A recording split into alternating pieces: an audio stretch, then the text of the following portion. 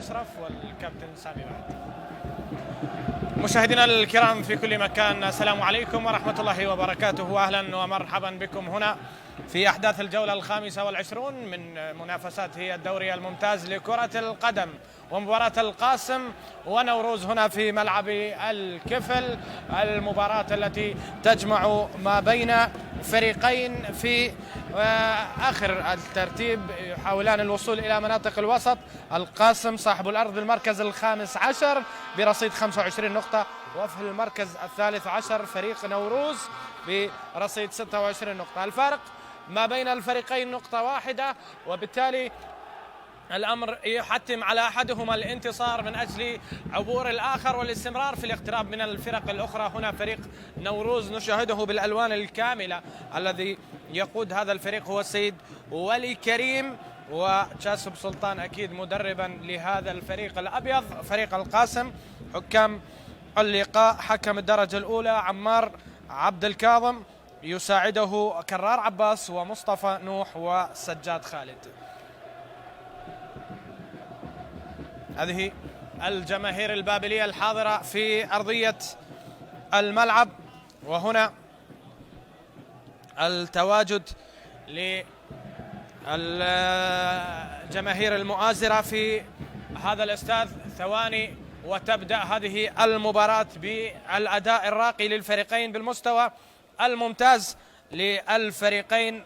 نشاهد تواجد الجماهير الحاضرة في هذا الملعب من أجل مساندة هذا الفريق، فريق القاسم، الفريق الشاب، الفريق الطامح، الممثل الوحيد لمحافظة بابل، وهذا أيضا الممثل الوحيد لمحافظة السليمانية فريق نوروز. وعلى أنغام الجماهير البابلية وصافرة هذا الحكم الدرجة الأولى السيد عمار عبد الكاظم، سننطلق في هذه اللحظات ونعلن البداية بالنسبة لهذه المباراة.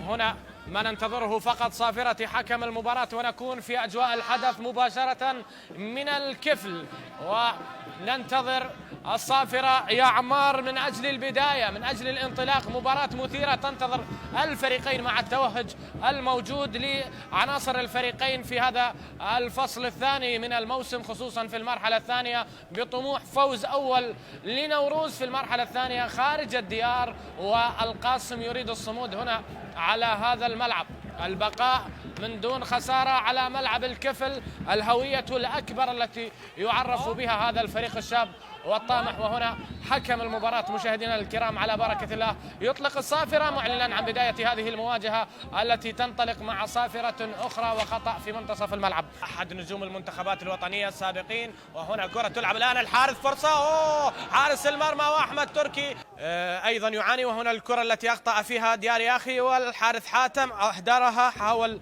مباغتة حارس المرمى لكن الكرة لن تكون قوية، وبالتالي حارس المرمى بردة فعل رائعة هنا أبعد هذه الكرة. لاحظ التوقيت، الانتصار أبدا مع تواجد الزوراء والقوة الجوية في هذا الملعب، اللذان خرج من هذه الأرضية متعادلين في كلا المباراتين. هنا كرة تلعب الآن لمصلحة فريق نوروز في الخلف، إيفاني والكرة عند لامين مورو في هذه اللحظات. تنقل الكرة لمصلحة كورنكو، دخول إلى منطقة الجزاء في انتظار نقلة باتجاه حسين إبراهيم. الكرة لا زالت فيها خطورة، ردة فعل من حارس المرمى. وهنا الكرة التي تلعب في هذه اللحظات تستمر لمصلحة نوروز، تهديد الآن في هذه اللحظات، والكرة إلى خارج أرضية الملعب. كسر العارضة في الكرة الأخيرة بنيامين كورنكو. وهنا الكرة التي لعبت، وهنا التدخل الذي كان والمحاولة التي يقف خلفها هذا اللاعب وهذا المدرب. هذا ولي كريم، وهذه التوجيهات، هذه التوجيهات. هنا المحاولة، وهنا الكرة أو كورينكو، عرضية ممتازة حاول إبعادها فرانك بيرين، ولكن الكرة كانت في العارضة الأفقية. أحمد محمد في كرة ثانية غادرت إلى خارج أرضية الملعب. في هذه اللحظات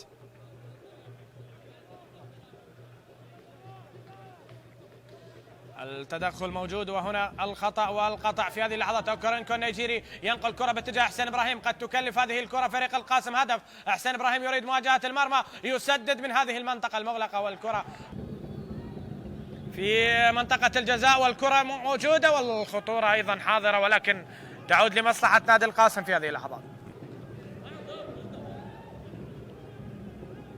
حديث على وجود هذا الكرة التي كان هنالك فيها مطالبة بركلة جزاء. أعتقد مستوى اليد كان مع الجسم، وبالتالي لاحظ هنا الحديث والحوار حول هذه لمسة اليد.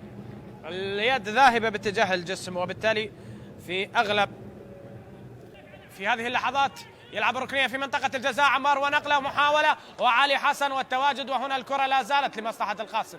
هل يزور مرمى زجاد من هذا المكان؟ كرار وكرة لافة والتي وصلت إلى حارس المرمى. ينقل كرة باتجاه عمار والحارث، وهنا كرة تنقل إبراهيم خلف، وسرعة الحارث حاتم في هذه الكرة، سرعة ممتازة، لاعب ممتاز ونقلة ممتازة، ولكن الكرة طالت على السنغالي، على ديمي داوودة. شاهدنا انطلاقة الحارث، وهنا كرة داوودة يحاول التسديد على مرمى الحارس سجاد كاظم من مباراتين متتاليتين على ملعب نوروز. سجل اوكورينكو، هنا كرة أحمد تركي يسرق هذه الكرة، جول جول جول جول جول جول جول.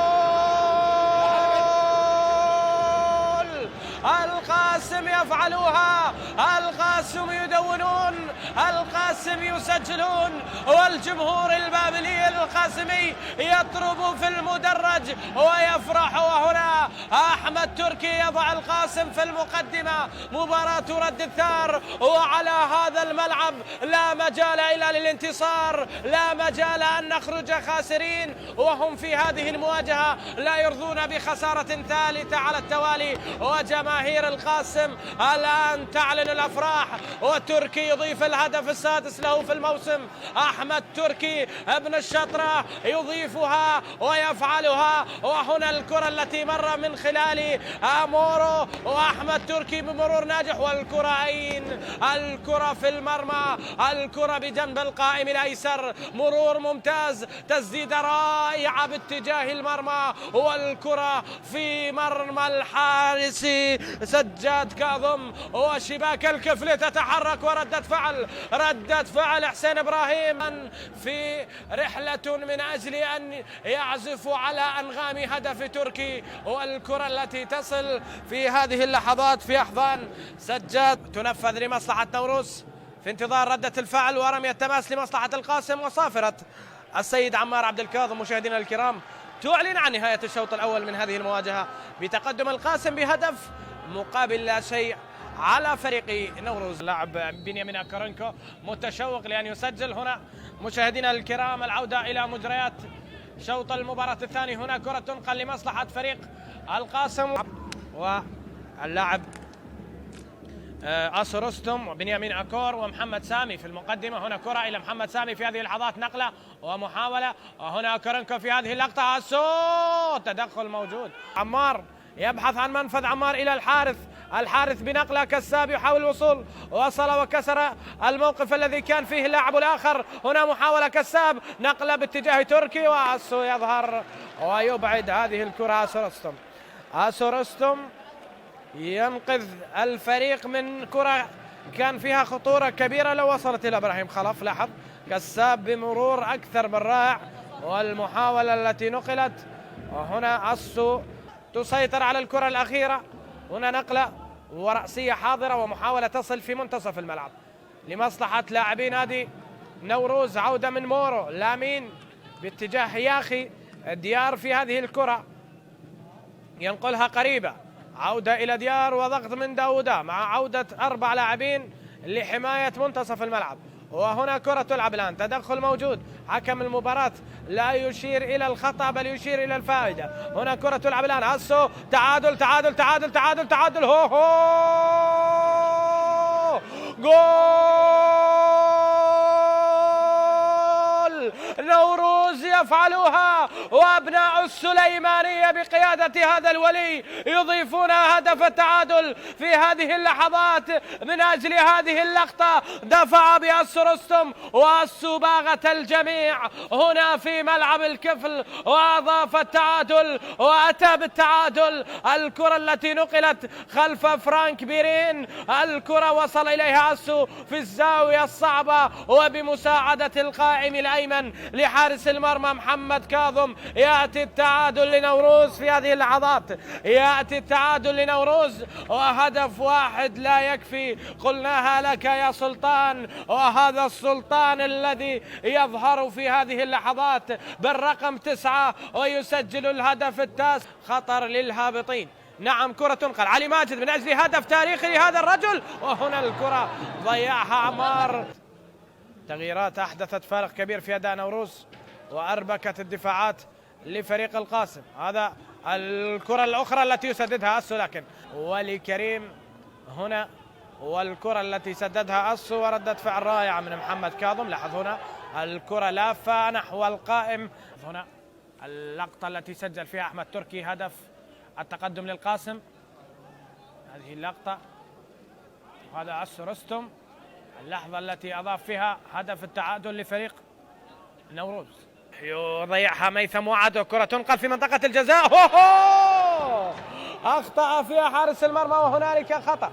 ماذا أشار؟ هنالك لاعبين في موقف متسلل. لاحظ هنا التسلل أيضا في هذه اللقطة. نعم، ينقل هذه الكرة علي في العمق، محاولة الوصول، المحاولة عرقلة، وحكم المباراة لا يشير إلى شيء.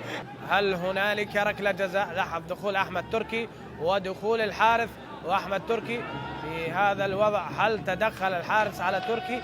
الصورة توضح ليس هنالك أي احتكاك.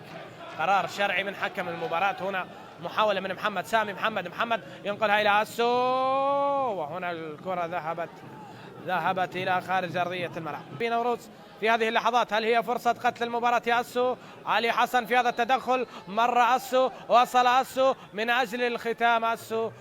وهنا المحاولة عند إبراهيم محمد، ينقل كرة في منطقة الجزاء. جول ثاني ولكن ضعيف. محمد سامي، بينية ممتازة. أسو الذي خلخل دفاعات فريق القاسم في شوط المباراة. علي حسن ينقل كرة طويلة رأسية حاضرة، فرصة ودخول أحمد تركي. هنا محاولة وحارس المرمى يتدخل. القاسم كرة تلعب الآن في منطقة الجزاء، الكرة موجودة، الحارس يسيطر الآن، وهنا التسديدة التي تسدد بالمباشر تأتي إلى خارج أرضية الملعب مع صافرة هذا الرجل عمار عبد الكاظم الذي أنهى هذه المواجهة. وفي آخر يوم لعمار عبد الكاظم قبل دخول القفص الذهبي. هنا نبارك لحكم المباراة، وأيضا مباراة ممتعة كانت للفريقين، وعلى أمل أن نلتقي في أوقات أخرى. مشاهدينا الكرام، أترككم في أمان الله وحفظه. العودة بالصوت والصورة إلى الزميل العزيز علاء هيتل وضيوف الكرام في الاستوديو التحليلي.